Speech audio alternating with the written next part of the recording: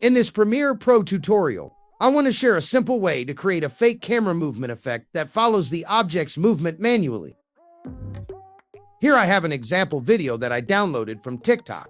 For better results, it's good to use a video clip with an object that looks farther away. The first step is to activate rulers and guides in the layout section.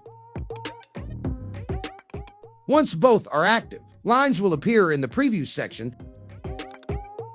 Position the horizontal and vertical lines until they create an angle in a certain area. I will position her nose as the target object. Enhance the appearance of the clip through the scale setting. After that, add transform settings to the video clip.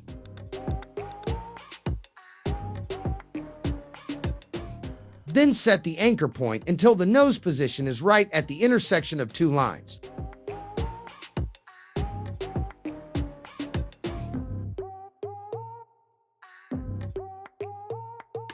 Activate the stopwatch on position in the transform section. Create a new keyframe in each frame that appears to be moving.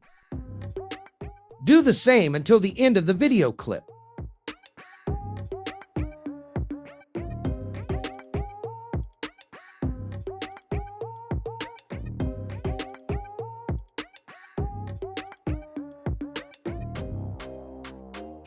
And the result will be like this.